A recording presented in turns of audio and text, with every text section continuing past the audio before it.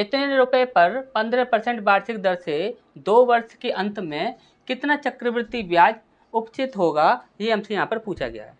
अब ध्यान से हमारी बात को समझिएगा। जैसे कि हम साधारण ब्याज की बात करते हैं तो यहाँ पर टोटल दर निकालने के लिए हम क्या करते हैं, दर का समय से इंटू कर देते हैं। लेकिन यहाँ पर थोड़ा ऐसा नहीं होता है, यहाँ पर जितना समय दिया गया होता है उतनी ही हम पावर लगाते हैं। ठीक, तो यहाँ पर हम देखें तो यहाँ पर कितना दिया गया है, आपका 15% दिया गया है।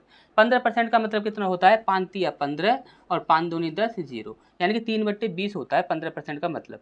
हमने बोला कि यहाँ पर हमसे पूछा क्या गया है, तो चक्रवृद्धि ब्याज पूछा गया है, यानी कि हमसे यहाँ पर मिड वैल्यू पूछी गई है। तो फर्स्ट वैल्यू ये है और मिड वैल्यू कितनी है, 3 है। यदि हम 3 की बात करें तो हमें क्या करना होगा, 2 वर्ष के लिए बोला गया है तो पावर 2 करना होगा। तो पावर 2 करते हैं तो 3 तिया कितना होता है, 9, यानी कि 3 का स्क्वायर कितना हो जाता है, आपका 9 हो जाता है। हमने बोला कि यहाँ पर यदि चक्रवृद्धि ब्याज के लिए बोला गया है तो उसका रेशियो आपका 9 है। तो 9 से आप डिवाइड करके देख लो, जो ऑप्शन आपका डिवाइड हो जाएगा वही आपका आंसर होगा, जो ऑप्शन डिवाइड नहीं होगा वह कभी भी आपका आंसर नहीं हो सकता।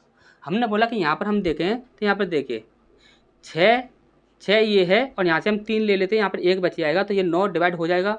4 और 1 5 और 1 6 और 7 8 9, 2 हमसे यहाँ से ले लेते हैं, फिर आपका 3 बच जाएगा। तो यानी कि ये संख्या आपकी पूरी पूरी 9 से डिवाइड हो नहीं रही है, तो ये हमारा आंसर होगा नहीं। इसके बाद हम आगे बढ़ते हैं थोड़ा। यहाँ पर हमने देखा, यहाँ पर देखिए 6 और 4 10, 10 और 4 14 15 16 17 18 19 20 21, 21 बन रहा है, यानी 21 आपका 9 से डिवाइड होता नहीं है, तो ये हमारा आंसर होगा नहीं।